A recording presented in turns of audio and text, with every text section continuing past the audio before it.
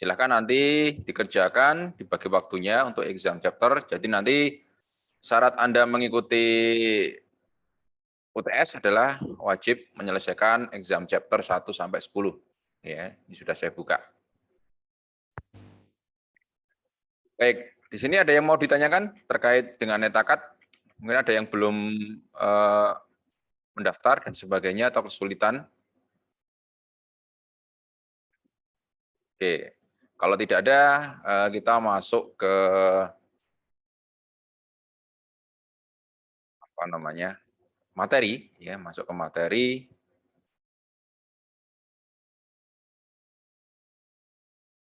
Ya, kita masuk ke materi di chapter keempat ya. Jadi untuk apa namanya yang kita bahas pada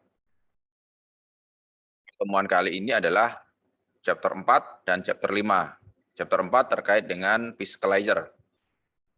Nah, physical layer itu apa? Ya, apa yang kita akan bahas di sini? Di sini terkait dengan hubungan atau koneksi network ya komunikasi jaringan secara fisik.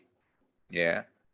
Protokol-protokol apa saja yang nanti digunakan agar bisa berkomunikasi.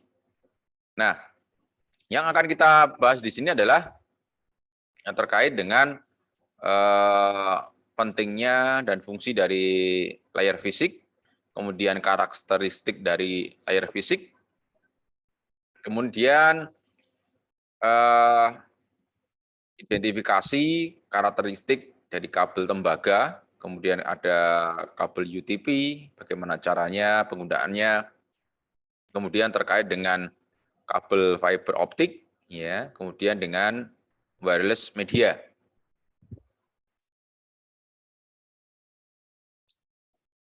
Yang pertama adalah kenapa sih harus ada physical secara fisik ya? Yang namanya jaringan itu harus terhubung secara fisik, ya. Tanpa adanya hubungan secara fisik maka tidak akan bisa terjalin komunikasi. Ya sama halnya dengan Anda dengan teman Anda ya. Anda ingin berkomunikasi dengan teman Anda itu kan harus ada koneksi fisik ya. Koneksi fisik bisa melalui media apapun. Anda bisa melalui media telepon atau Anda langsung bertatap muka, itu kan intinya berkoneksi secara fisik ya. Kalau tidak ada koneksi secara fisik, misalkan yang Anda yang satu apa namanya, yang satu tidur, yang satu melek, ya nggak akan bisa terjadi komunikasi ya. Nah, ada beberapa apa namanya metode ya, metode yang digunakan untuk komunikasi secara fisik ya.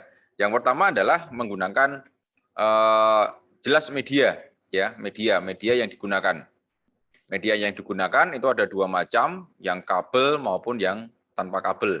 Ya. Nah, ini adalah contoh dari router yang tanpa kabel ya. Mungkin Anda sudah paham ya. Router yang sifatnya wireless, ya ada antenanya, istilahnya apa namanya?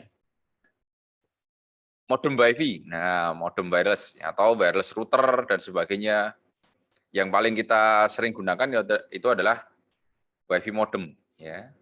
Kalau Anda langganan di provider pasti ada ya WiFi modem. Kemudian menggunakan kabel. Nah, menggunakan kabel seperti ini. Jadi biasanya dari provider ya, dari provider ke rumah Anda ya, ke perangkat rumah Anda, router rumah Anda itu biasanya menggunakan kabel ya. Menggunakan kabel telepon, kabel fiber optik dan sebagainya. Nah, koneksi dari router ya, dari perangkat Anda ke router ya itu biasanya menggunakan WiFi untuk memudahkannya. Nah, biasanya kalau yang dari provider ke rumah Anda itu biasanya menggunakan kabel. Nah, perangkat-perangkat apa saja yang digunakan dalam koneksi secara fisik ini? Yang jelas adalah menggunakan network interface card atau LAN card, kita lebih mudahnya adalah LAN card, kartu jaringan. Ya. Kartu jaringan itu ada dua, baik yang kabel maupun yang tanpa kabel, atau yang kita sebut WLAN. Ya, kalau yang wireless itu WLAN. Ya, wireless LAN, wireless NIC. Ya. Nah, ini yang biasanya menggunakan kabel, ya langsung dicolokkan. Mungkin di laptop Anda, PC Anda itu sudah ada colokan. Biasanya menggunakan RJ45 UTP, ya kodeksnya seperti ini. Nah, kemudian kalau yang menggunakan tanpa kabel ya biasanya Anda Anda aktifkan WiFi Anda ya. Perangkat WiFi Anda aktifkan, itu digunakan untuk koneksi yang menggunakan tanpa kabel. Nah, yang pertama kita bahas terkait physical layer. Physical layer ini adalah layer yang paling bawah, di mana physical layer ini menjembatani secara langsung hubungan secara fisik antar komputer yang terhubung di dalam jaringan. Kemarin kita sudah kita lihat di sini ya, bagaimana proses ya enkapsulasi. Ya, kemarin kita sudah bahas di pertemuan minggu kemarin proses enkapsulasi, yaitu merubah data, user data, ya, data aslinya itu dirubah menjadi PDU, ya, protokol data unit di masing-masing layer itu berbeda. Ya, kalau di transport layer itu dirubah menjadi segmen, kemudian di internet layer itu dirubah menjadi paket, ya, kemudian di lapisan fisik, ya, itu di network ya, di network itu dirubah menjadi frame, kemudian di layer fisiknya dirubah menjadi bit, ya, di media transmisinya dirubah menjadi bit data.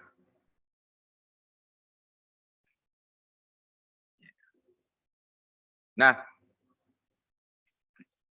di dalam transport layer ini yang dikirim itu adalah berupa data, bit-bit ini, ya. Yang dikirim adalah bit datanya. Karena komputer itu kan hanya bisa membaca bit, ya, binary digit. Makanya disebut bit. Ukuran dari satuan dari ukuran data itu bit, ya.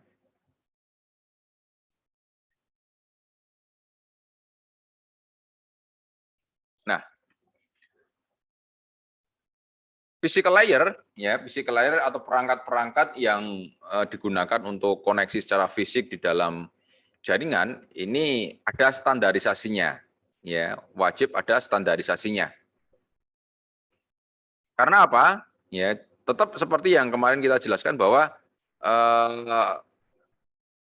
masing-masing vendor ini memiliki jenis atau protokol perangkat protokol yang berbeda-beda. Oleh karena itu dibutuhkan sebuah standar, ya, agar nanti lapisan ya perangkat-perangkat yang berbeda protokol tersebut bisa tetap berkomunikasi antara satu dengan yang lain. Ya, makanya dibikin standar. Ya. Nah, standar-standar yang menangani di lapisan fisik, ya, standarisasi yang di lapisan fisik ini ada beberapa organisasi. Yang pertama ISO, kemudian ada TIA, ya. Kemudian ada ITU, ada ANSI, ada IEEE, ya, ada FCC, ada TSI, ya. Kemudian ada CSA, kemudian ada Senelec, ada GSA, dan sebagainya. Nah, ini.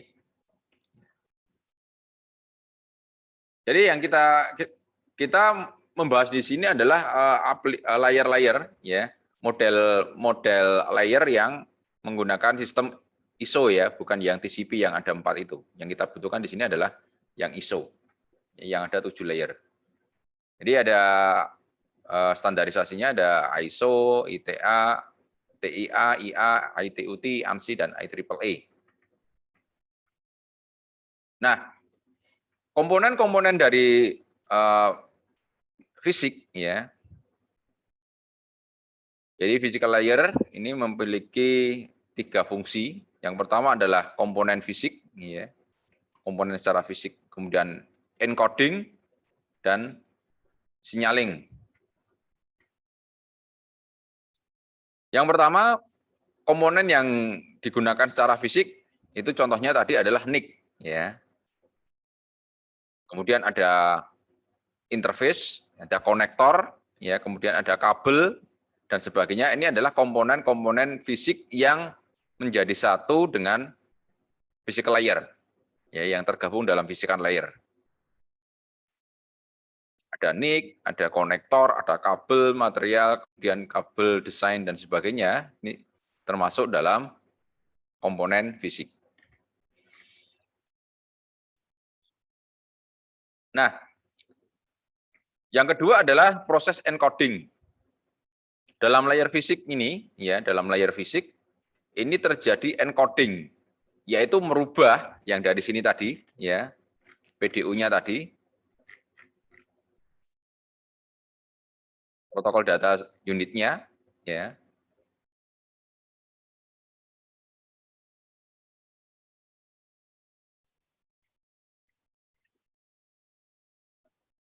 Yang tadi diproses enkapsulasi, ya, itu dirubah, ya, dirubah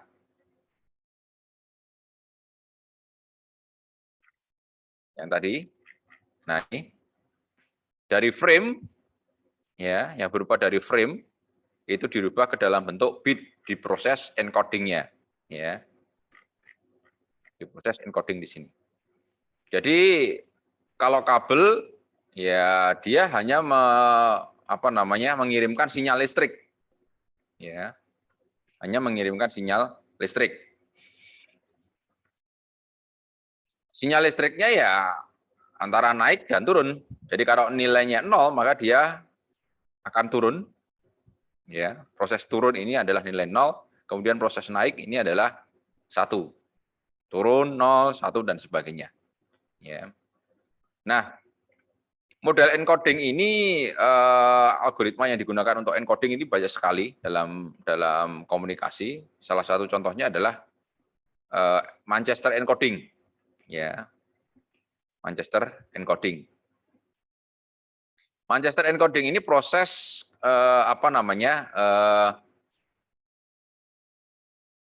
pengkodean, ya, pengkodean, ya, dipresentasikan tegangan, ya. Kalau tegangannya turun berarti 0, kemudian tegangannya naik 1, ya. Kemudian turun lagi 0, ya, naik lagi. Kalau sama berarti 0, ya. Kalau prosesnya sama berarti 0. Kemudian naik 1 dan sebagainya. Ya, ini menggunakan Manchester encoding. Manchester encoding ini digunakan untuk standar kartu Ethernet itu 10BST, 1000BSTX, ya, dan sebagainya. Jadi model encodingnya seperti ini. Ini mungkin kalau di mata kuliah komunikasi data harusnya ada, ya, proses encoding dari bentuk voltase tegangan menjadi bentuk kurva, ya, bentuk kurvanya. Sinyal digital, ya. Kemudian proses signaling, ya, proses pengiriman sinyal, ya, proses pengiriman sinyal. Nah, ini contohnya seperti ini, ya. Kalau di dalam kabel tembaga, ya, seperti ini prosesnya, ya. Kemudian di fiber optik, nah ini prosesnya seperti ini. Kayak di fiber optik, karena di chopper ini, ya, di chopper ini dia menggunakan sinyal listrik. Kalau di fiber optik dia berupa sinyal cahaya yang dikirimkan, ya. Maka menggunakan sinyal cahaya.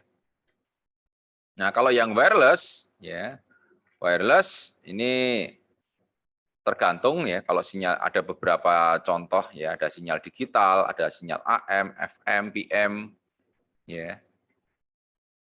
Dia berbeda-beda.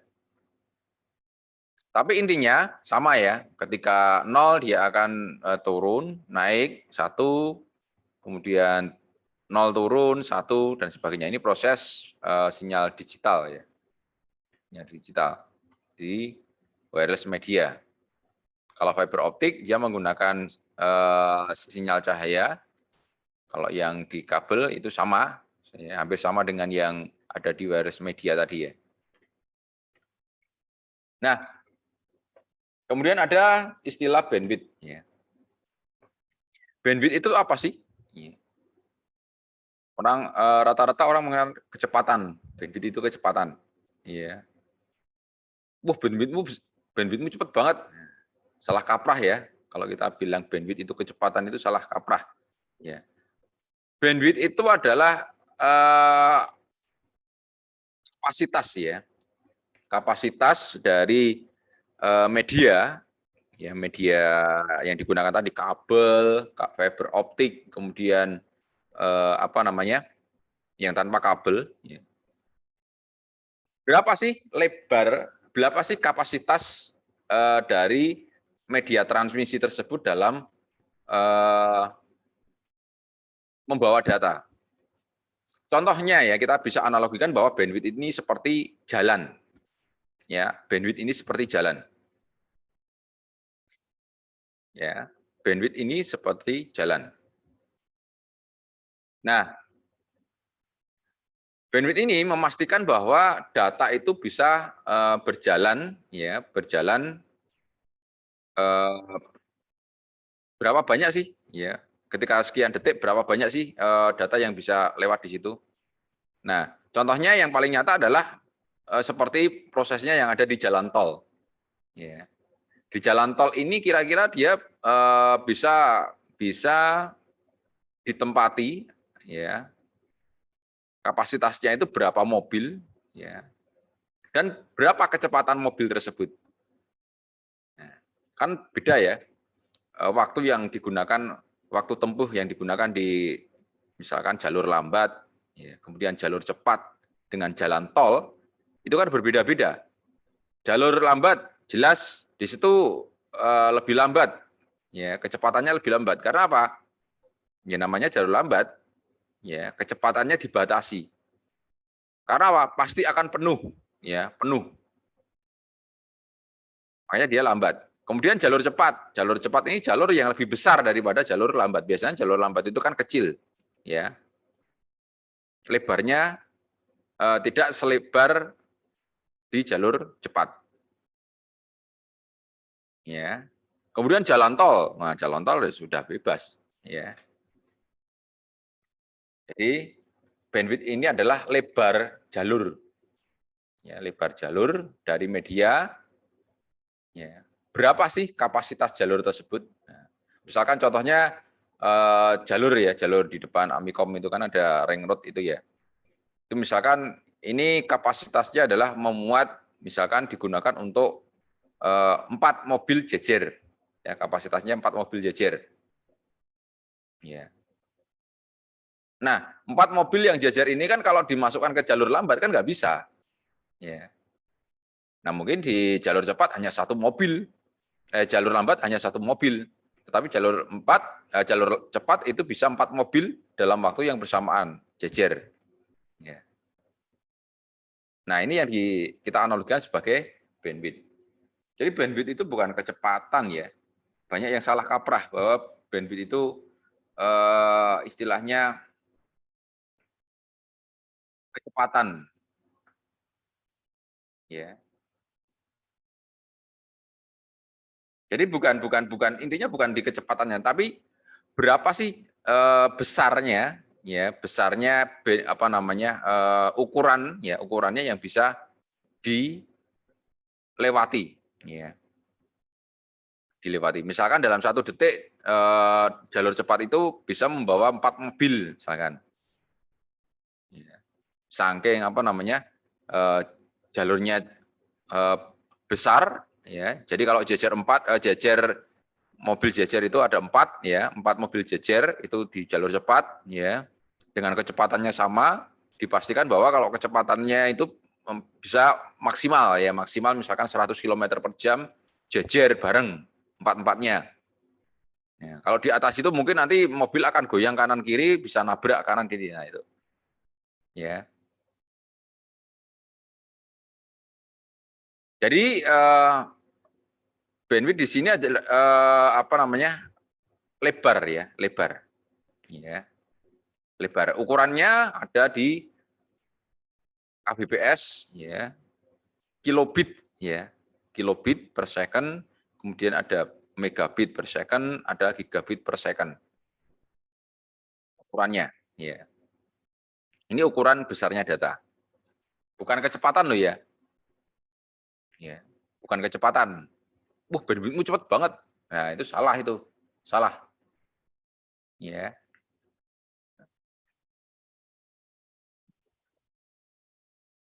Nah, eh, yang memastikan bahwa jalur itu bisa ya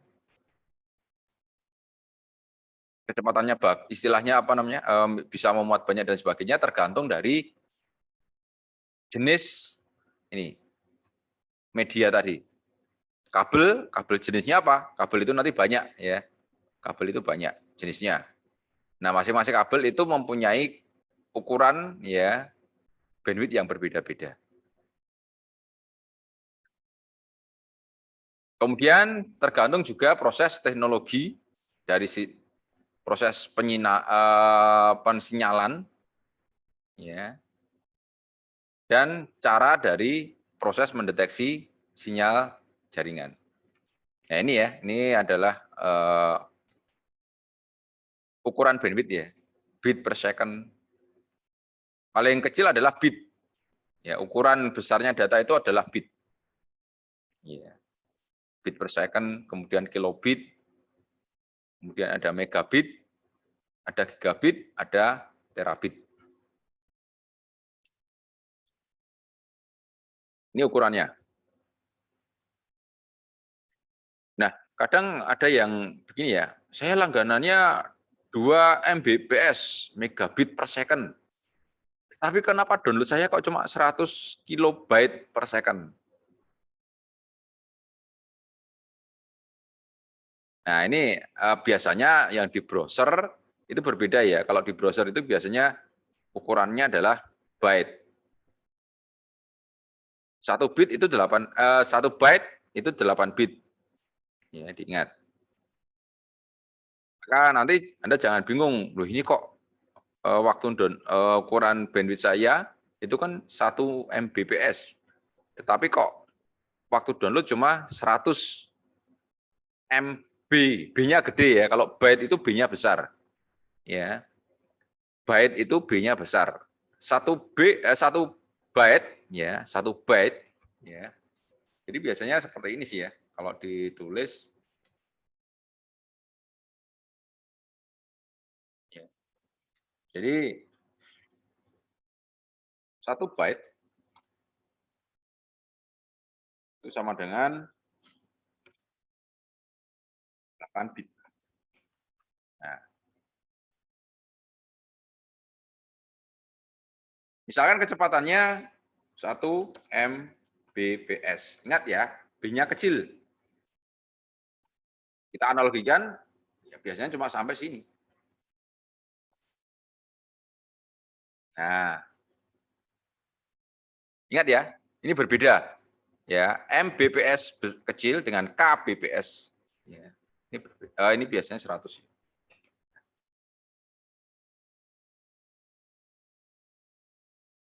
Seperti ini. Makanya nanti jangan bingung, saya langganan 1 Mbps tapi kok waktu download cuma dapat 100 Kbps ya. Nah, diingat, dilihat ini ya, dilihat B-nya besar atau B-nya kecil. Ya. Ini yang perlu diingat. Ya. Nah, rata-rata provider ya, provider penyedia layanan internet ini biasanya kita main trikinya di sini ya, trikinya di sini. 1 Mbps ya, 1 megabit bukan 1 megabyte. Ya. Kan apa namanya 1 megabyte. Ini ya, jadi yang perlu dipahami. Ya.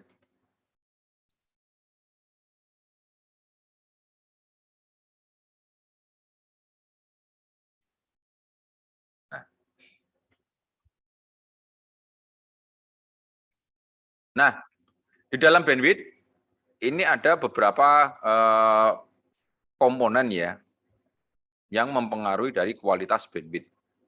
Yang pertama adalah latensi. Ya. Latensi ini adalah jumlah dari apa namanya waktu, ya, termasuk delay ya, dan sebagainya. Ini namanya latensi. Latensi ini adalah apa namanya simpangan, penyimpangan. Ya.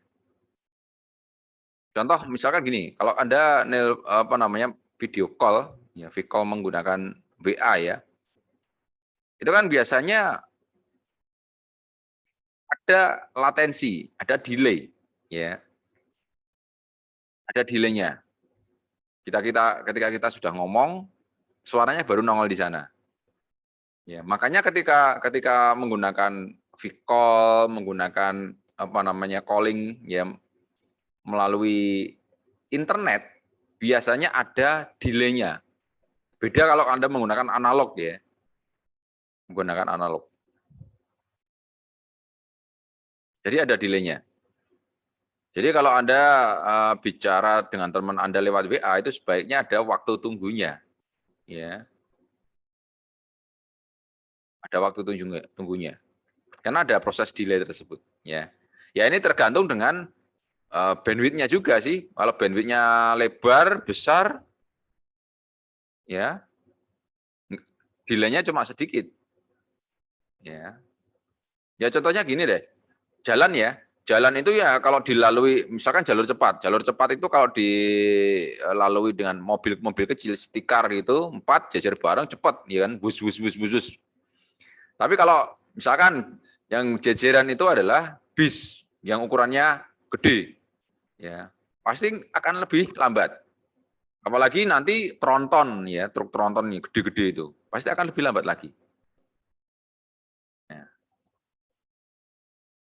Jadi kalau kita langganan internet ya, langganan internet, berapa sih bandwidth yang kita butuhkan tergantung apa yang Anda gunakan. Ya. Contohnya misalnya kalau Anda cuma browsing, sosial media dan sebagainya, ya nggak perlu bandwidth yang lebar-lebar, ya. Kecuali kalau Anda mau streamingan dan sebagainya, nah itu baru butuh, ya, baru butuh bandwidth yang lebar. Karena apa? Data yang dikirim itu juga nanti akan besar, ya. Data teks, data gambar, data multimedia, video, itu kan ukurannya besar-besar, berbeda. Kalau internet Anda hanya untuk browsing dan sebagainya, saya yakin browsingnya cepat deh, nggak masalah. Ya. Tapi kalau Anda sudah mulai apa namanya streaming video dan sebagainya, ya itu akan lambat karena apa? Ukuran filenya sendiri itu lebih sudah besar, maka dibutuhkan data yang lebar, jalan yang besar, lebar bandwidth-nya yang besar. Kemudian ada throughput, ya. Throughput ini adalah berapa sih jumlah bit data yang dikirim, ya, melalui media pada waktu tertentu. Ini adalah throughput. Throughput ini apa ya? Kapasitas realnya. Ya. Contohnya begini, jalan depan itu kan kalau teorinya bisa digunakan untuk 4 mobil jejer. Ya. Tapi pada kenyataannya, prakteknya hanya 4 mobil kecil. Ya. Apalagi kalau 4 truk besar jejer ya nggak mungkin. Ya. Jadi throughput ini ada apa namanya realnya. Jadi kalau Anda mengukur besarnya bandwidth, ya itu Anda lihat throughput-nya, bukan bandwidth apa namanya yang disampaikan oleh provider. Biasanya itu bisa lebih kecil, bisa lebih besar, ya. Jadi tak pas. Nah, beberapa faktor yang mempengaruhi throughput adalah jumlah traffic-nya, tipe traffic-nya, ya, kemudian latensi, ya, latensi. Latensi itu bisa disebabkan ya karena jumlah network device-nya ya. Nah, ini analoginya seperti ini. throughput ini bandwidth ya, misalkan bandwidthnya besar ya, ukuran bandwidthnya besar. Tapi jumlah trafficnya padat. Ya, misalkan jalur cepat itu ya, itu kan besar ya. Jalur cepat di depan Amikom itu kan besar jalannya, lebar. Tetapi di situ isinya truk-truk gede, mobil padat dan sebagainya. Sedangkan yang di jalur lambat, mungkin jalurnya lebih kecil, tapi di situ sepi. Hanya 1-2 motor. Nah, itu kan pasti lebih cepat daripada jalur cepatnya. Ya, jalur lambat itu lebih cepat daripada jalur cepatnya. Karena apa? Jalur cepatnya itu banyak sekali truk, banyak sekali bis, mobil di situ ngantri, tapi yang jalur cepatnya, jalur lambatnya tidak ada motor, ya sepi. Maka dia bisa lebih cepat. Nah, ini throughput ya. Jadi jumlah dari trafficnya. Kemudian yang kedua, throughput juga dipengaruhi oleh traffic. Jalannya besar, tapi kalau yang menggunakan hanya mobil-mobil kecil, saya kira ya mobil-mobil tersebut bisa cepat, ya, memacu kecepatannya mungkin lebih cepat, ya. Tapi kalau yang ada di jalur cepat itu bis, truk dan sebagainya, mungkin dia akan lebih lambat. Karena apa? Ya berbeda ukurannya, kan. Sama seperti kalau Anda langganan internet hanya untuk browsing, misalkan yang teks, kemudian ya biasalah sosial media dan sebagainya. Saya yakin lebih cepat daripada yang Anda setiap hari streamingan. Ya.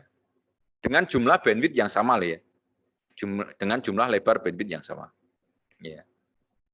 Sama-sama 2 Mbps misalkan, yang satu digunakan untuk streamingan, YouTube-an dan sebagainya, tapi kalau yang satunya hanya digunakan untuk browsing, yang satunya hanya digunakan untuk sosial media, ya lebih cepat yang satunya, ya. Jadi tergantung tipe dari traffic-nya, ya. Kemudian throughput juga dipengaruhi latensi. Latensi ini bisa kita analogikan begini. Kalau Anda di jalan tol itu gerbang tol, ya. Semakin banyak gerbang tol, maka waktu yang dibutuhkan itu kan semakin panjang. Ya, nanti antri dulu di gerbang tol, nanti sampai sana ngantri lagi di gerbang tol, sampai sana lagi ngantri lagi di gerbang tol. Semakin banyak gerbang tolnya, maka waktu yang digunakan untuk menempuh ya tujuan sampai ke tujuan ini ya semakin lama. Ya. Dibanding kalau hanya melewati satu gerbang langsung sampai tujuan, itu kan lebih cepat. Ya. Nah, latensi ini ditimbulkan dari jumlah perangkat jaringan. Ya. Perangkat jaringannya tadi. Ya, perangkat jaringan bisa kita analogikan sebagai gerbang tol tadi. Semakin banyak gerbang tol itu kan waktu tempuhnya semakin banyak atau semakin lambat. Ya. Seperti itu. Jadi semakin banyak, semakin sedikit device networknya, semakin sedikit routernya, ya semakin cepat. Ya. Nah itu bisa dilihat di itu. Kalau Anda bisa melihat menggunakan threshold, ya kalau yang di apa namanya di Linux itu menggunakan perintah threshold atau kalau di Windows menggunakan threshold. Itu kan akan kelihatan nyampe kemana. Oh dari IP ini masuk ke IP ini, apa masuk ke apa ini. Nah, semakin banyak hubnya itu ya berarti semakin semakin lambat. Ya, semakin sedikit hubnya itu akan semakin cepat. Ya. Ya, latensi ini ibaratnya sama aja kalau Anda naik kendaraan pribadi dengan naik angkutan umum. Ya. Angkutan umum itu kan berhenti di terminal ini, berhenti lagi terminal ini, berhenti lagi terminal ini. Kalau Anda naik kendaraan pribadi kan langsung dari apa namanya dari tempat Anda ke tujuan itu kan langsung nggak berhenti. Nah itu contohnya adalah latensi. Nah throughput dilihat dari situ latensinya, ya.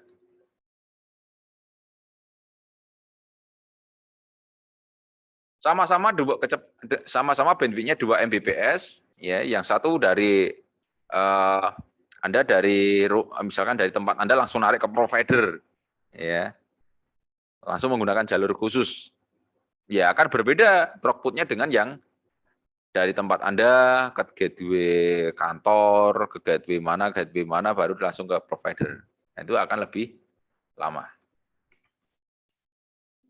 Nah, kemudian Godwood, ya, Godwood ini adalah apa namanya, kecepatan data ya, kecepatan data yang diberikan pada satu waktu. Ya, ini biasanya kalau kita apa namanya, kecepatan bandwidth. Nah, itu yang sering kita gunakan, mengukurnya menggunakan ini, bandwidth meter ya. Ada download speed, output speed-nya dalam waktu tertentu ya, berapa. Itu terkait dengan bandwidth.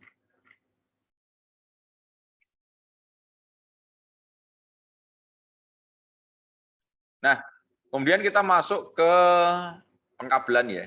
Yang pertama adalah kabel tembaga atau yang kita sebut chopper cabling. Kabel tembaga. Kabel tembaga itu ya kabel yang inti core-nya itu menggunakan tembaga. Di mana biasanya kabel tembaga ini menggunakan apa namanya, yang dikirim menggunakan sinyal listrik ya. Ini biasanya lebih murah ya. Kabel tembaga ini lebih murah, kemudian proses instalasinya atau pemasangannya lebih cepat ya, kemudian apa namanya, lebih apa namanya, resistansi terhadap arus listrik itu rendah ya.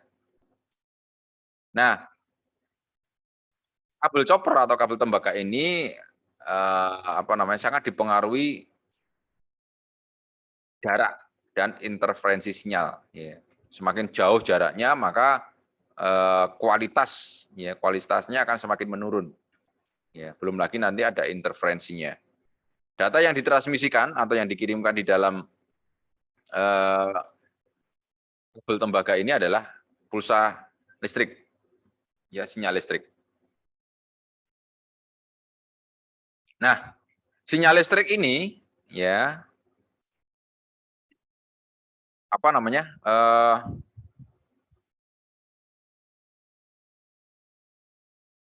dia biasanya tergantung ya, tergantung. Semakin dekat dengan sumber itu semakin kuat sinyalnya. Tapi semakin jauh ya, maka dia akan semakin melemah. Ya.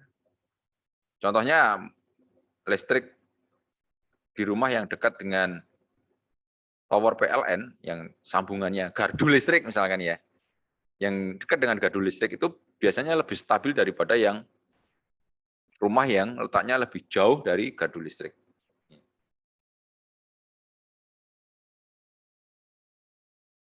Nah, karena semakin jauh semakin melemah, biasanya tegangannya akan naik turun. Nah, ini dinamakan attenuation ini ya. Ini sinyal attenuation ini adalah penurunan kualitas sinyal, melemahnya sinyal karena terkendala jarak. Semakin jauh jaraknya maka semakin melemah sinyalnya. Oleh karena itu ya makanya kabel-kabel yang tembaga itu biasanya maksimal itu apa namanya, jarak yang bisa dihandle ya menggunakan kabel tembaga ini maksimal adalah 100 meter. Jadi kalau panjang kabelnya 100 meter itu sudah harus, itu maksimal ya. Nggak boleh lebih lagi. Kalau lebih lagi nanti kualitasnya akan menurun. Oleh karena itu biasanya yang menggunakan kabel itu setiap 100 meter akan diberikan repeater. Ya, dipasangi switch, ya, dipasangi switch lagi yang fungsinya untuk repeater, ya, untuk repeater. Nah, kelemahan dari kabel tembaga ini, yang pertama adalah adanya interferensi elektromagnetik atau interferensi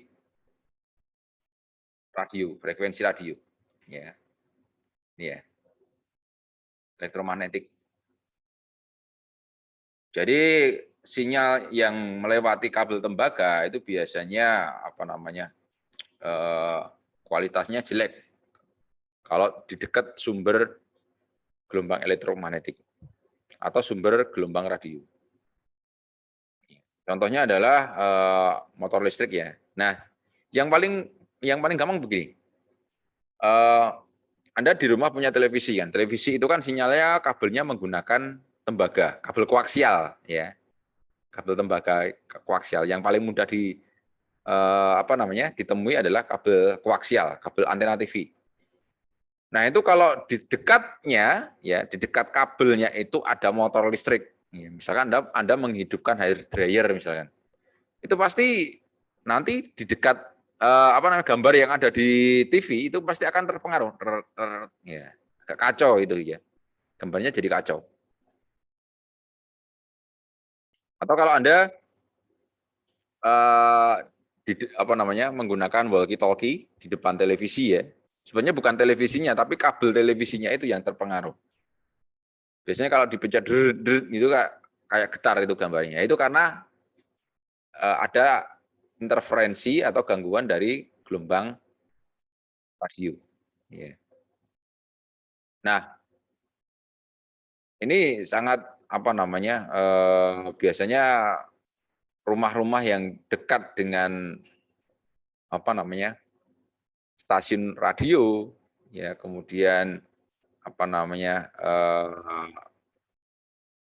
bengkel-bengkel yang menggunakan alat-alat listrik, motor listrik dan sebagainya itu biasanya kan terpengaruh. Nah ini kabel tembaga itu sangat terpengaruh oleh gelombang elektromagnetik dan gelombang frekuensi radio. Nah kemudian juga adanya crosstalk ya.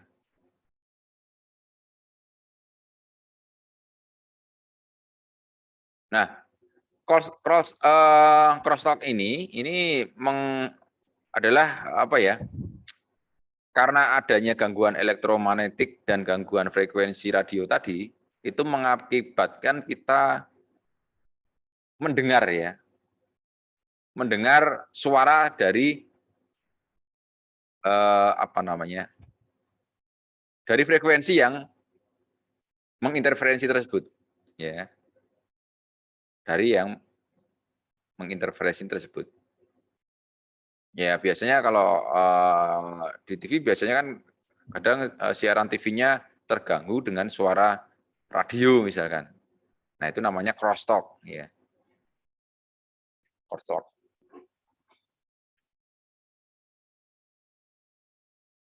Nah ini contohnya sinyal ya. Sinyal yang terkena interferensi. Harusnya seperti ini, kemudian kena interferensi, akhirnya ada yang berbeda. Nah, ada data yang berubah.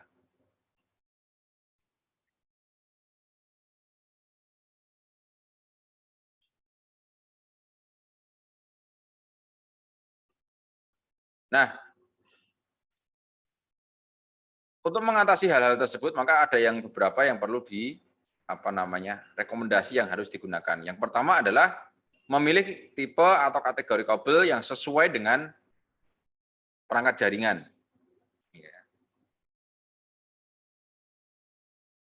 Contohnya misalkan perangkat-perangkat yang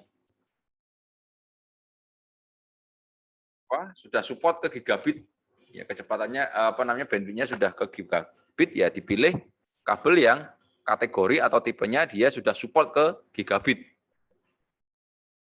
Jangan sampai nanti kita mempunyai perangkat jaringan yang sudah gigabit, tapi kabelnya hanya maksimal MB, ya, megabit, ya, ya berarti nanti sia-sia perangkat Anda.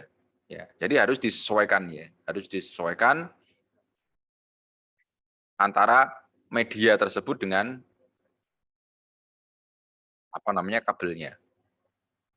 Media dengan kabelnya. Contoh laptop-laptop sekarang itu kan hampir semuanya sudah masuk ke gigabit ya. Nah, maka dari itu kalau Anda mau koneksi internet menggunakan kabel, ya cari kabel yang kategori yang paling yang paling bagus, ya, Cat 6e itu yang sudah support gigabit, ya. Nah ini, kemudian mendesain infrastruktur kabel, ya,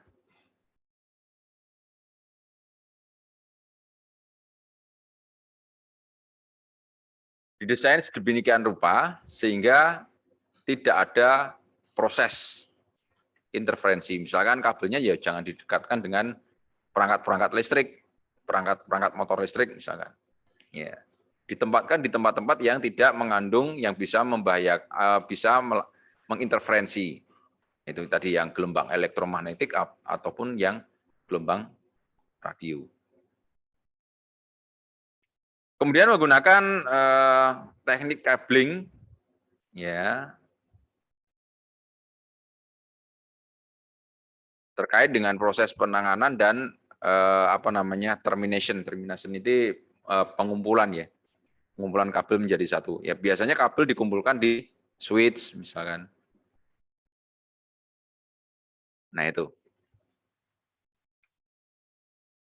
Nah kemudian tipe-tipe kabel, ini ada tipe-tipe kabel. Yang pertama ada kabel tembaga, ya, tipenya ada UTP kabel, unshielded twisted pair, ya. Kemudian ada STP, shield twisted pair. Perbedaannya apa?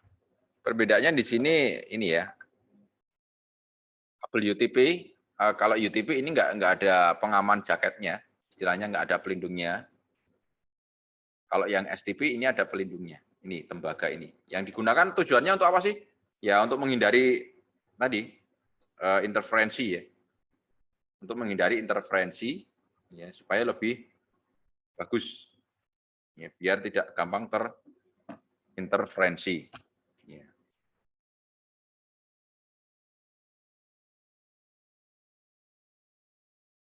Kemudian ini kabel koaksial ya paling umum lah, ya. Kabel kalau kita kabel antena TV, kabel HT, ya. Ada yang belum pernah melihat kabel ini? Kalau rata-rata mungkin UTP sama koaksial, ya. Karena STP ini biasanya dia lebih mahal harganya. Ya. Nah ini kabel UTP, ya. UTP biasanya UTP sama STP itu menggunakan konektor RJ45, ya, kepala konektornya. Nah, dan ini biasanya bentuknya adalah yang umum yang digunakan pada LAN card, ya, port LAN-nya, ya, dimanapun bentuknya sama. Kabelnya terdiri dari 4 pasang, ya, orange, hijau, biru, dan putih. Putih orange, putih hijau, putih biru, dan putih coklat, ya. Ini ya susunannya seperti ini, ya. Ini jaketnya pelindungnya. Kemudian ini saling terpilih. Pair itu terpilih, ya, pasangan. Kemudian STP ya hampir sama, ya. Hampir sama dengan UTP. Dia juga menggunakan RJ45 konektornya. Nah, tapi dia lebih secure di sini. Ini ada apa? Kabel luarnya, depannya ada tembaganya tadi, ya. Tembaganya tadi. Kemudian masing-masing kabel, ya, masing-masing kabel ini ada jaketnya lagi, ya. Ini prosesnya seperti ini. Untuk ukuran, untuk warnanya sama, ya. Susunannya sama, ada 4 pasang. Sama dengan yang YouTube tadi. Cuma dia lebih banyak pelindungnya, ya.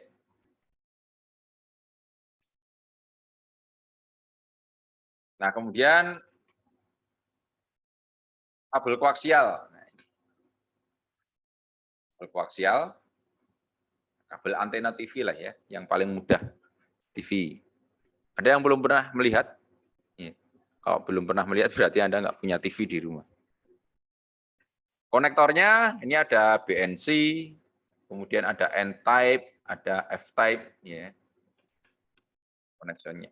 Yang umum seperti ini, ya. BNC yang dipasang di TV biasanya. Kalau ini biasanya di HT, yang digunakan di HT, ya. menggunakan seperti ini. Ini ya, yang 2 N-type sama F-type ini biasanya digunakan untuk di radio. Ya.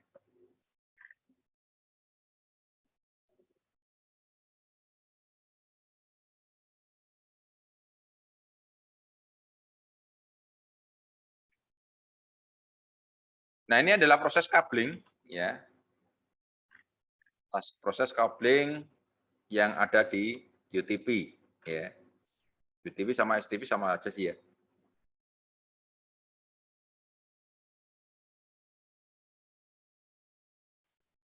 Nah, prosesnya seperti ini.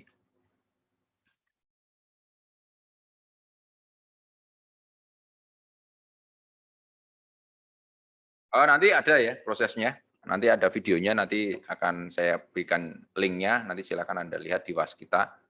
Itu link bagaimana proses pengkabelan.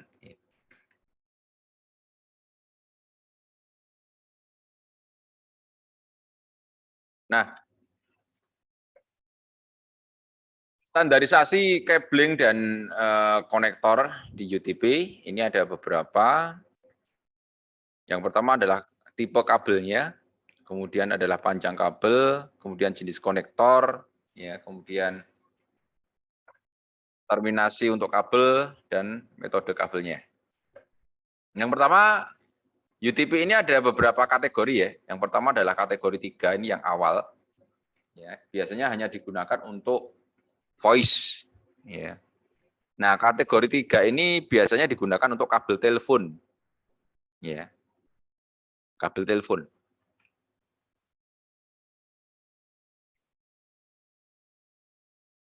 Kemudian ada kabel kategori 5 dan ada 5E, 5 dan 5E. Ini digunakan untuk transmisi data, ya. Itu bandwidth-nya sudah support 100 Mbps, dan yang kategori 5E itu sudah 1 giga. Ya. Kemudian untuk kategori 6, 6 dan 6E, ya, ini untuk bandwidth yang lebih di atasnya. Ini sampai ke 10 giga ya. Ada kategori 7 itu support sampai 10 giga juga. Ya, kemudian ada kategori 8, itu support sampai 40 giga. Nah, contohnya seperti ini. Ya. Cat ketiga, Cat 5. Nah, Cat 6 ini biasanya sudah ke STP ya. Ya, sudah ke STP. UTP biasanya kategori 5 dan 5E. Kalau yang sudah kategori 6 ke atas itu sudah masuk ke STP dia jenisnya. Nah, ini contoh RJ45 ya, konektornya yang digunakan. Nah, ini cara mengkonekkannya. Anda bisa beli terpisah kabel dan konektornya, atau Anda beli paketan ya, yang sudah jadi, ini banyak sekali dijual. Ya. Ini soketnya, ya, soketnya. Jadi tempat colokan kabelnya. Kalau ini biasanya punchdown biasanya. Ini yang ditanam ya, ditanam. Biasanya kalau ditanam di tembok, ditanam di meja itu menggunakan yang seperti ini, namanya punchdown. Kalau ini soketnya seperti ini. Ini soket yang umum. Jadi biasanya kabelnya ditaruh dimasukkan ke sini. Kabelnya tadi pasangannya dimasukkan ke sini, kemudian di punch down kayak di staples itu, dijeblok. Gitu. Nah, ini adalah contoh dari proses kabling yang jelek ya. Jadi ini ya, yang jadi masalah adalah ininya. Ini masih ada sisanya. Kalau ketarik-ketarik, ini nanti akan lama-lama akan nggak connect ini, copot kabelnya dari ujungnya ini. Ya. Maka ini jaketnya harus dimasukkan ke terminal, ke konektornya. Ya, jadi seperti ini. Ini lebih kuat. Ya. Biasanya kalau hanya proses cabling 1, 2 sih nggak masalah. Pasti akan rapi. Tapi kalau nanti proses cablingnya sudah puluhan atau ratusan gitu ya, pasti ada 1, 2 yang seperti ini. Yang bagus seperti ini ya. Nah, kemudian dalam UTP ini ada dua jenis tipe kabel ya. Yang pertama adalah straight through ya. Straight through. Ini biasanya digunakan untuk menghubungkan host ke switch atau switch ke router. Ini straight through. Kabel lurus ya. Lurus itu maksudnya apa? Ujung satu dengan ujung yang lain sama urutannya. Urutan kabelnya sama. Nah, kemudian ada crossover. Crossover ini digunakan untuk menghubungkan dua device yang sejenis. Misalkan komputer ke komputer, switch to switch, kemudian router ke router, ya. Pokoknya yang sejenis. Ya. Kemudian yang lainnya ada rollover. Ya, rollover ini biasanya digunakan untuk apa namanya? Konsol ya, kabel konsol. Jadi kalau ada kabel konsol itu menggunakan rollover. Jadi ujung kabel yang satu dengan ujung kabel yang lain itu urutannya terbalik, mirroring ya, di mirror. Ini namanya rollover. Nah, untuk yang crossover atau straight through ini ada dua standar ya, standarisasi dari apa namanya? Kabel UTP. Nah, ini ada dua standarisasi. Yang pertama adalah T568A dan T568B. Ya, T568A dan T568B. Yang 8A, yang 8A itu urutannya seperti itu ya, itu standarnya ya. Jadi putih hijau, hijau, putih orange, biru, putih biru, orange, putih coklat, coklat. Ini yang 8A. Ya, 8A. Kemudian yang 8B itu mulainya dari putih orange, orange, putih hijau biru, putih biru hijau, putih coklat, coklat. Nah, kalau dilihat di sini, ini yang berubah hanya posisi 1, 2, 3, 6. Ya, 1, 2, 3, 6. Posisi yang berubah. Ya. Ini 1, 2-nya hijau, ini 1, 2-nya orange. Ini 3, 4-nya orange, ini 3, 6-nya hijau. 1, 2, 3, 6. Ya, yang berbeda. Nah, kalau yang kabel strike tadi, misalnya kalau ujungnya 168A, maka ujungnya yang lainnya sama, itu strike. Ya, 68A semua juga 68A semua. Ya. Kalau 68B ya 68B semua. Nah, kalau yang crossover itu yang satu ujungnya 68A, yang satu ujungnya 68B. Itu namanya kabel crossover. Ya, kabel crossover. Atau kalau yang satu ujungnya 8B, ya satunya ujungnya 8A. Ya. Jadi yang sebenarnya tadi yang crossover di crossover itu tadi ada di urutan 1, 2, 3, 6. 1, 2, 3, 6. Jadi yang berubah hanya itu aja. Urutan 1, 2, 3, 6 itu aja. Kalau strike ya ujung satunya 6A, 8A, ujungnya ke sana 8A, 8A juga. Kalau 8B ya 8B semua. Kalau yang crossover satu ujungnya 8A, satu ujungnya 8B. Ini yang crossover. Nah, ini strike through keduanya berujung 68A atau 68B. Ya, untuk mengkoneksikan klien ke jaringan ya, ke switch atau ke router ya. Sama juga dari switch ke router ya. Kalau crossover yang satu 8A, yang satu 8B. Ini untuk menghubungkan dua host, dua switch, dua router. Kalau rollover ini punyanya Cisco ya. Jadi kabel konsolnya, kabel yang digunakan untuk koneksi langsung ke konsol.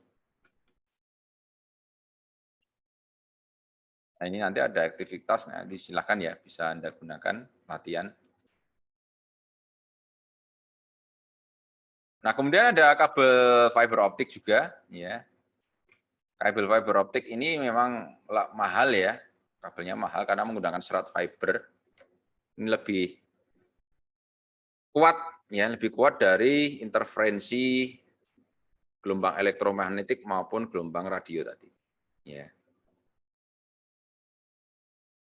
Biasanya digunakan untuk mengkoneksikan antar device jaringan yang jaraknya jauh. Ya, jaraknya jauh.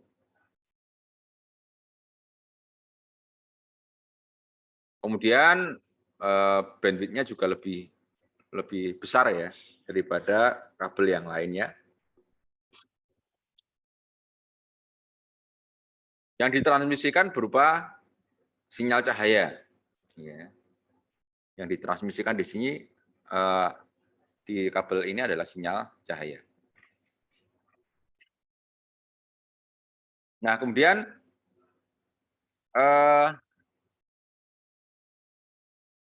di sini ada dua tipe ya, ada dua tipe kabel fiber. Yang pertama adalah single mode, yang kedua adalah multi mode. Single mode fiber, ya, ini menggunakan core yang kecil, ya. Biasanya digunakan sumber cahayanya itu sinar laser ya, sinar laser atau sinyal tunggal. Jadi yang dikirim di sini hanya satu sinyal hanya satu sinar saja, ya.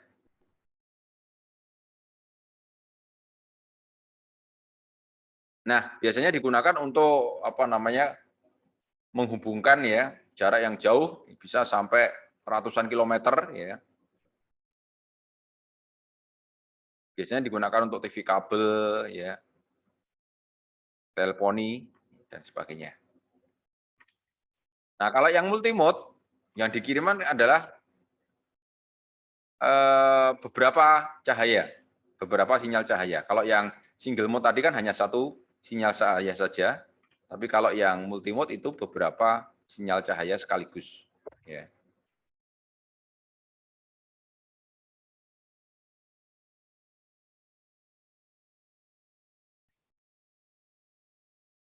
Nah, biasanya ini maksimal hanya 500 meter ya, 550 meter. Ini.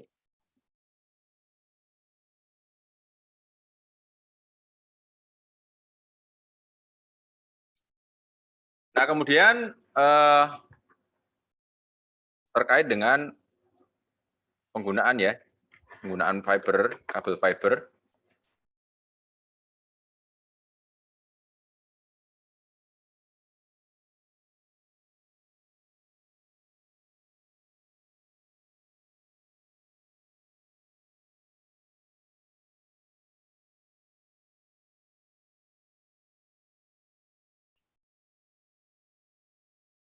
Yang pertama adalah digunakan untuk jaringan enterprise, ya.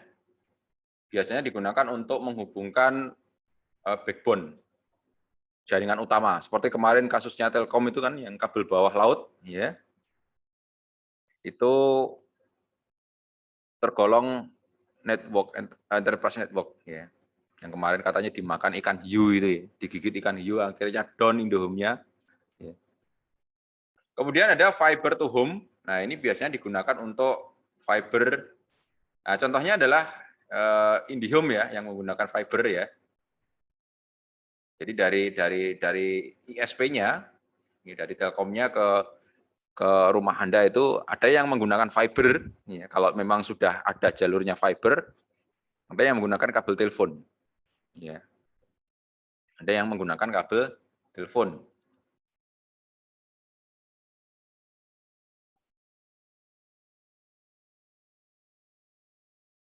Ya. Kemudian ada long haul network. Ya. Ini biasanya digunakan untuk menghubungkan ISP, ya, ISP antar negara dan kota. Nah, kemudian ada submarine cable network. Ini biasanya kabel bawah laut ya. Kabel bawah laut ya.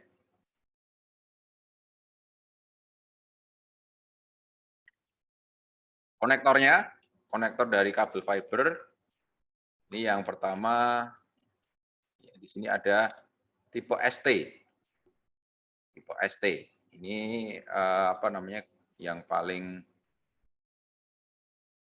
awal ya, yang paling awal. Ini tipe ST. Tipe ST.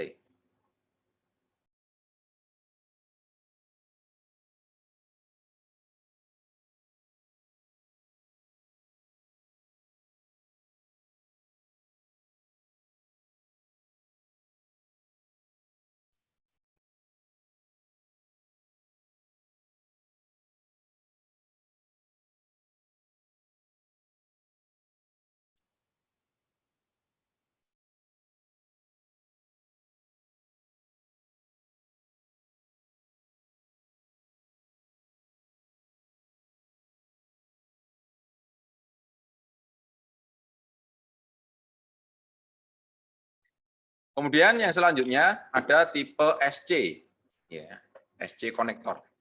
Nah ini, punya ini ya. Ini kalau yang tadi ST, ini yang SC, ya. Kemudian ada LC, loosen connector. Nah, ini seperti ini. Ya, tipe LC. Kemudian ada duplex mode. Nah, ini seperti ini. Jadi jadi satu ya. Ini hampir sama seperti yang LC tadi ya. Cuma kalau ini dipasangkan.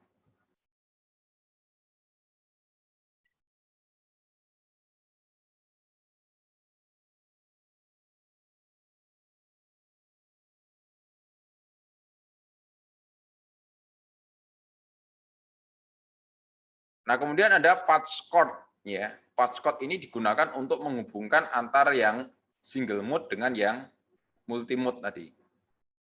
Jadi kalau menggunakan dua kabel fiber yang berbeda tipe, itu dihubungkan menggunakan patch cord. Ya. Ini tipe-tipenya ini, ya. Ini yang digunakan untuk menghubungkan antar multi mode. Kemudian yang dari single mode ke multi mode ini nya. Kemudian ada ST to LC. Kemudian ada ST single mode Scott-nya seperti ini. Hampir mirip sih ya. Nah, ini perbedaan nih.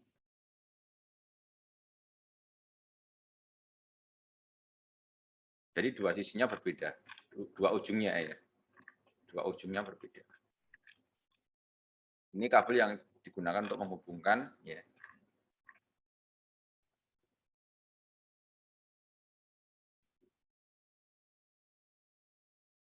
Kemudian perbandingan antara fiber dengan chopper. Ya, fiber dengan chopper. Ini jelas berbeda ya. Jelas berbeda, dari harganya juga berbeda ya. Ini hanya perbandingan ya. Perbandingannya seperti ini. Ya. Bandwidth supportnya sudah jauh berbeda, kemudian jarak yang itu juga berbeda, ya, yang bisa dihandle juga berbeda. Kemudian imunitas terhadap interferensi gelombang elektromagnetik dan radio tadi juga berbeda, ya. Kemudian electrical hazard juga berbeda, ya. Ya, jelaslah berbeda, ya. Ini hanya perbandingannya saja. Ya.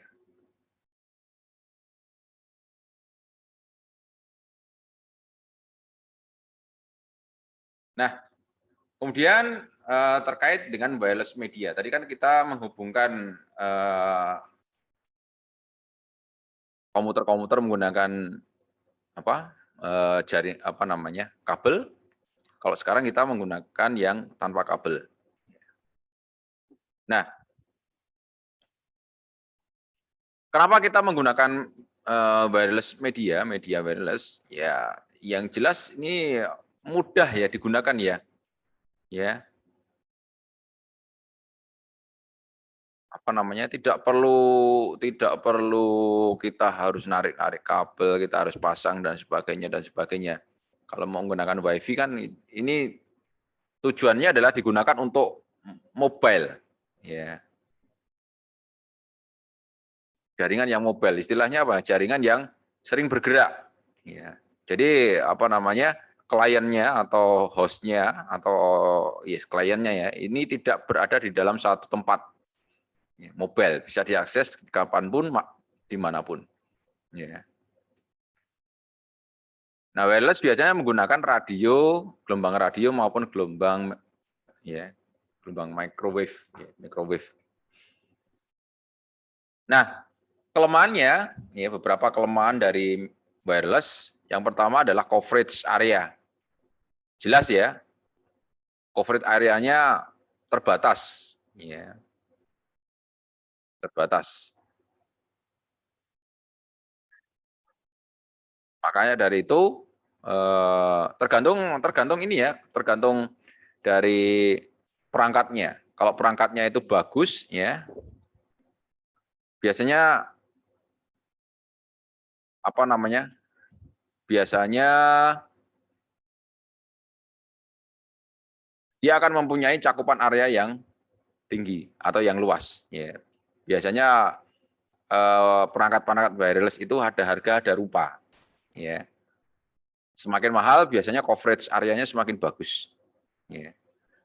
Terus kemudian keterbatasan dari wireless juga adanya interferensi karena dia menggunakan gelombang elektromagnet, gelombang radio, ya, menggunakan gelombang radio maupun gelombang mikro, maka dia akan sangat terpengaruh, ya, dengan yang namanya apa namanya gelombang apa namanya sumber-sumber dari gelombang-gelombang yang lainnya. Ya, contohnya microwave, kemudian ada wireless apa namanya komunikasi wireless, HT dan sebagainya. Itu jauh akan lebih menginterferensi, lebih mudah menginterferensinya. Ya. Kemudian security, karena sifatnya terbuka, kemudian luas dan sebagainya, jangkauannya luas, maka eh, pengguna yang tidak diberikan hak itu bisa masuk, ya selama dia masih dalam jangkauannya. Nah, biasanya ini yang perlu diperhatikan adalah keamanan wireless-nya.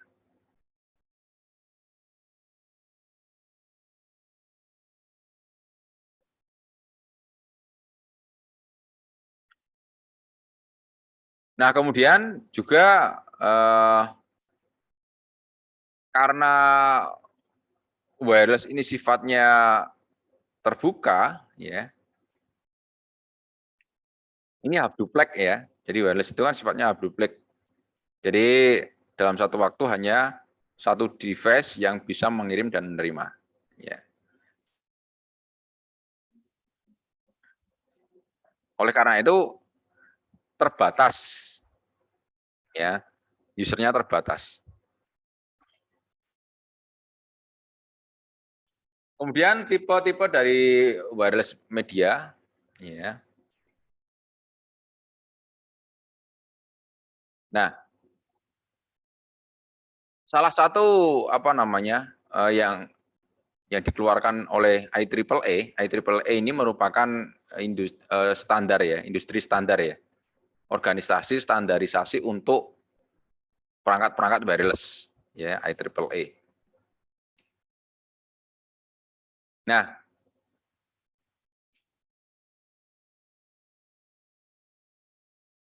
IEEE ini dia juga sebagai pusat standar ya, wireless ya, di mana di situ ada data radionya, data sinyalnya.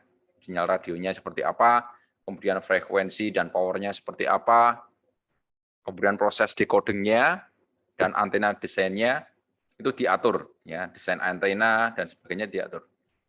Nah, beberapa standarnya, ya, standarisasinya itu yang pertama adalah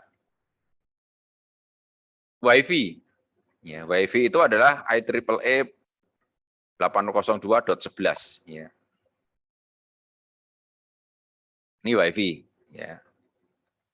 Ini adalah wireless teknologi yang umum digunakan ya, yang umum digunakan, yaitu menggunakan wireless NIC, ya perangkatnya menggunakan wireless NIC, ya, menggunakan gelombang radio, ya. Kemudian yang kedua ada Bluetooth, ya Bluetooth itu IEEE 802.15. Ya. Ini biasanya digunakan personal area network ya. Ya selama dia masih dalam jangkauan Bluetooth itu bisa untuk pairing dan sebagainya. Biasanya jarak maksimalnya adalah 100 meter. Dan itu tergantung juga suasana sekitar, ya ada penghalangnya atau tidak. Nah itu juga akan berpengaruh. Kemudian jenis yang selanjutnya adalah WiMAX. WiMAX ini IEEE 802.16. Ya. Ya untuk area yang lebih besar ya. Biasanya dia lebih besar jadi urutannya itu Bluetooth, WiFi, kemudian WiMAX. WiMAX biasanya digunakan untuk satu blok area itu ya. Kalau WiFi kan mungkin hanya untuk LAN ya, hanya untuk LAN. WiFi itu kan hanya untuk LAN. Kalau ini dia bisa digunakan untuk apa namanya? Untuk yang lebih besar WAN biasanya, ya. Kemudian ada Zigbee, ya Zigbee ini teknologi dari IEEE 802.15.4, ya.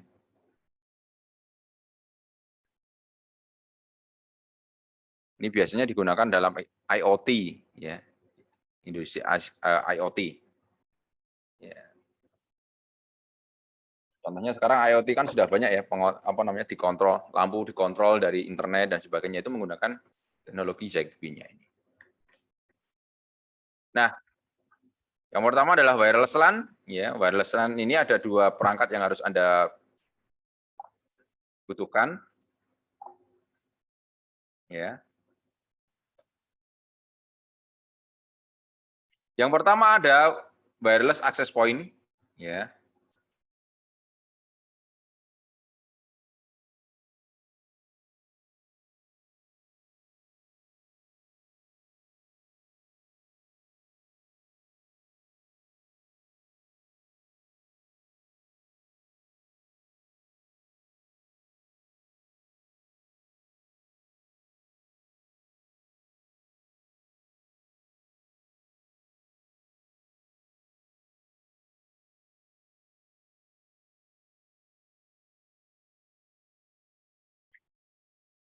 Yang pertama ada access point. Ya, access point itu intinya seperti switch lah ya, digunakan untuk koneksi atau mengumpulkan, ya, untuk mengumpulkan atau sebagai pemancar, ya, sebagai pemancar dari sinyal, ya, pemancar dari sinyal.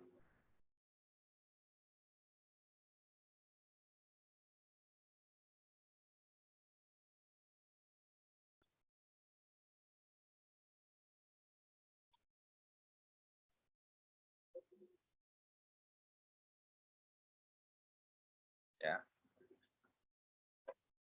Kemudian ada wireless NIC, ya, wireless NIC, ya, ini yang harus digunakan sebagai penerima, ya, penerima. Kalau yang AP ini, access point ini adalah pemberi sinyal, ya, kalau ini wireless NIC adalah penerima sinyal. Ini contoh dari wireless router, ya, contoh dari wireless router.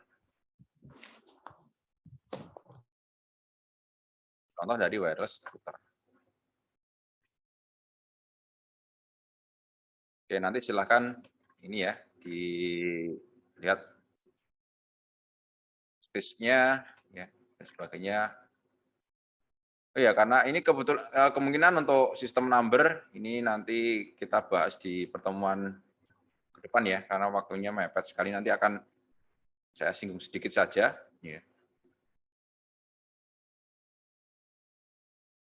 Nah, ini terkait dengan sistem number atau number system atau sistem bilangan, nih ya, sistem bilangan.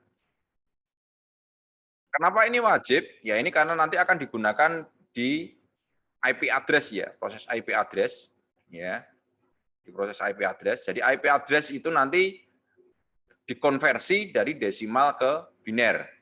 Karena tadi komputer hanya taunya adalah biner ya. Kalau kita ngetikkan kan 192, 168 dan sebagainya itu kan nanti akan dikonversi ke dalam bentuk biner. Ya, seperti ini. Ini dari desimal dirubah ke dalam bentuk biner ya. Makanya itu kita harus paham ya.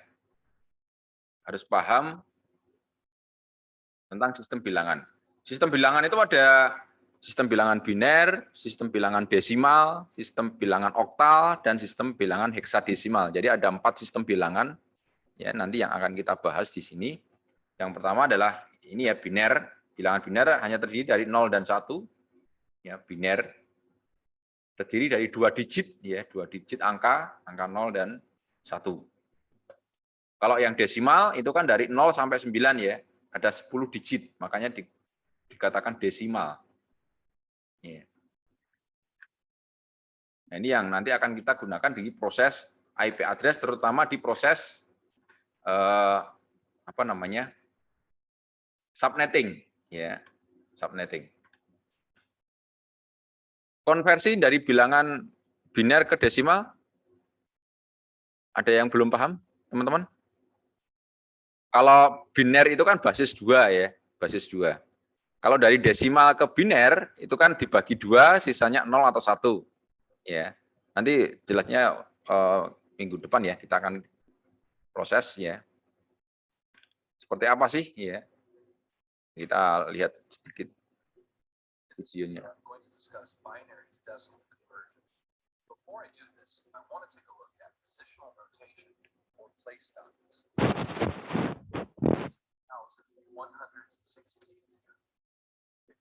Place values of the number 2000. We can see the place values have the ones place, the tens place, the hundreds place, the thousands place, 10,000, 100,000, and million. These are the place values of the base 10 decimal number system. Nah, ini kalau bilangan desimal itu kan dulu kita di SD, SMP itu kan ada ya satuan, puluhan, ratusan, ribuan ya. Kalau di bilangan desimal ya ada satuan, puluhan, ratusan, ribuan, puluhan ribu. Ini anak saya baru belajar kemarin ya. Kelas 3 SD ini sudah diajari seperti ini.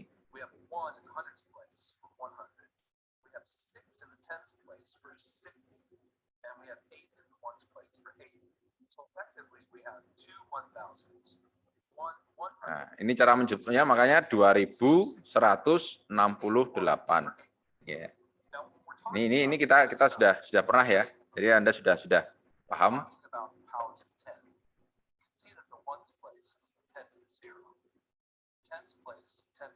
Nah, ini nanti pangkatnya ini ya. 10 pangkat. Karena desimal, maka dia bilangan dasarnya adalah 10. 10 pangkat 1, 10 pangkat dimulai dari 10 pangkat 0 ya. 10 pangkat 0, 10 pangkat 1, 10 pangkat 2, 10 pangkat 3, 10 pangkat 4, ya, 10 pangkat 5 dan 10 pangkat 6.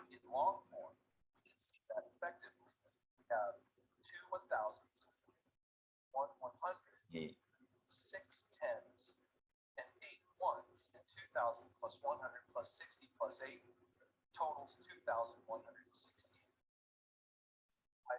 Counting and addition that we learn as children. The decimal system is base 10. It's based on the fact that you have 1 powers of 10, but more importantly, you have 10 characters or 10 numerals in this counting system. Nah, dari basis 10 itu kan mulainya dari angka 0 sampai 9. Ada 10 digit ya. 0, 1, 2, 3, 4, 5, 6, 7, 8, 9 itu ada 10 digit. 1,168. I'd simply replace the 2 here with a 9, and now I have 9 1,000s, totaling 9,000 in the 1,000s place. So in any one of these place values, you can have the number 0 all the way up to 9. This is the base 10 decimal number system. If we consider binary and look at it in the same light as decimal, binary is a base 2 number system. There's only 2 characters or 2 numbers, 0 and 1. So under the place values, we can only have 0s or 1s.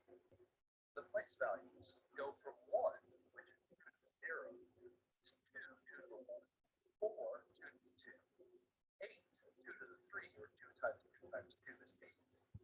2 times 2 times 2 times 2 is 16. That's 2 to the 4th power. Place value is 16. The 32's place, the 64's place, and the 128's place. Notice that I extended the table to Nah, kalau yang biner ini kan basisnya 2 ya, 2 pangkat 0, 2 pangkat 1, 2 pangkat 2. Nah, seperti ini. So now I have the place values for essentially 8 bits. If I want to write the number 168 in binary, I just have to find the corresponding place values and plug in either a 1 or a 0. So I'll go to the 128th place and ask myself, do I need 128 to reach 168? Yes, I do. So I'll put a 1 there. Now, do I need a 64? I already have a 128. If I add 64, I would get... Oke teman-teman, mungkin itu yang bisa saya sampaikan untuk hari ini. Untuk minggu depan kita lanjutkan sistem bilangan ini ya, karena waktunya memang tidak cukup. Ya, kita lanjutkan untuk sistem biner. Ya. Baik, sebelum saya tutup, ada yang mau ditanyakan? Ada, Pak. Ya. Ada, Pak. Oke, kalau tidak ada, saya